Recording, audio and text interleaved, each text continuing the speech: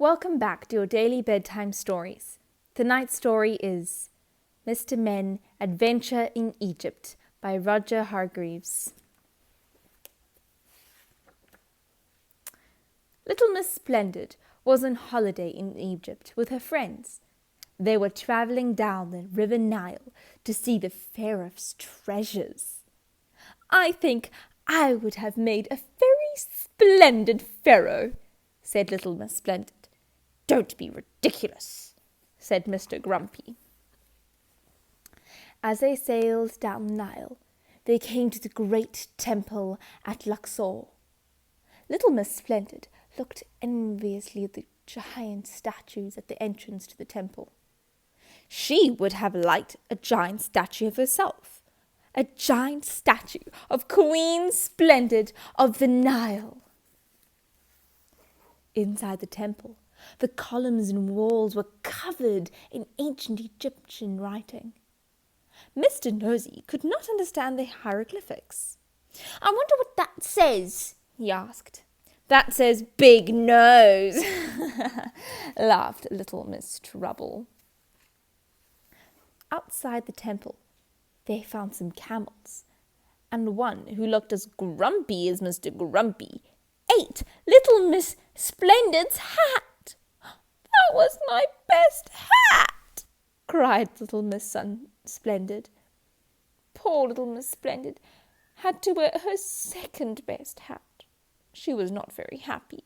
In fact, she looked as unhappy as Mr. Grumpy. The camel, on the other hand, was much happier after its snack. They climbed aboard the camels and rode into the desert under a blazing sun. "It's too hot," complained Mr. Grumpy, "and these camels are very uncomfortable to ride." Little Miss Sunshine had to agree as she swayed backwards and forwards on top of her camel. Camels were definitely not her idea of luxury. They travelled across the sand dunes until they saw an amazing sight in the distance. It was a pyramid, the tomb of a pharaoh. And as they rode closer, the pyramid loomed even bigger.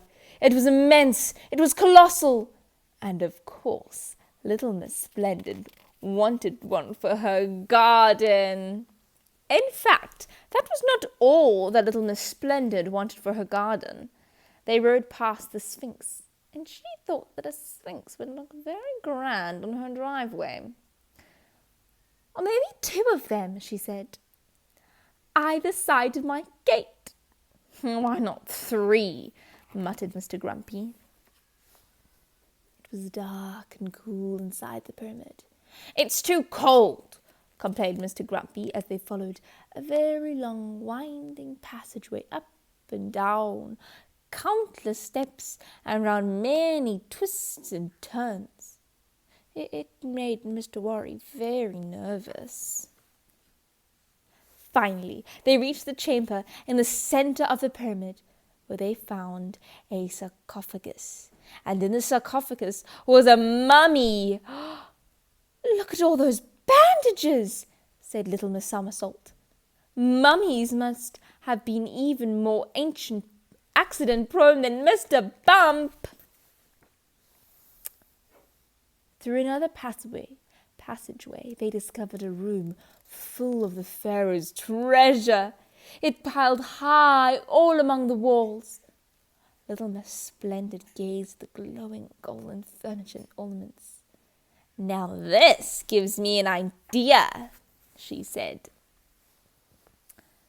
There were even more treasures at the back of the room, where Little Miss Splendid found the Pharaoh's crowns and headdresses.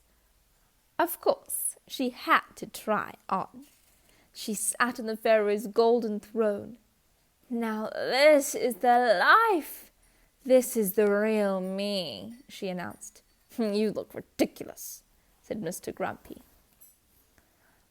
Little Miss Splendid ignored him and enjoyed her daydream until it was time to leave. But nobody could remember the way out. "Oh, my goodness!" shrieked Mr. Worry. "We're trapped! We'll never get out! We're doomed!" Mr. Nosy could shout for help, suggested little Miss Somersault. So Noisy shouted at the top of his very, very loud voice, "Help!"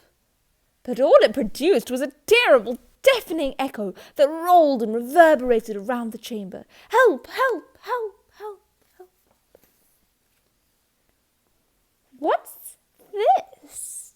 asked little Miss Tiny, picking up what looked like a bandage. "I think that belongs to me," said Mr. Bump. And it was indeed Mr. Bump's bandage.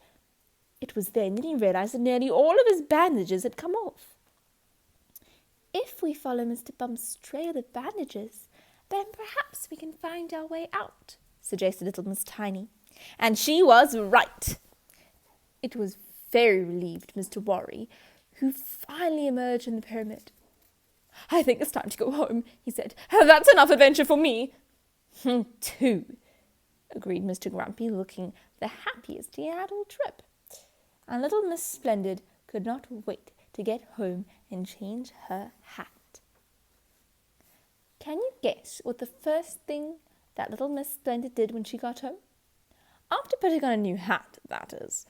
She rang her builder and ordered a pyramid, and a statue, 2 sphinxes, and a modest-sized temple. But no camels. The end. Sleep tight and don't let the bed bugs bite.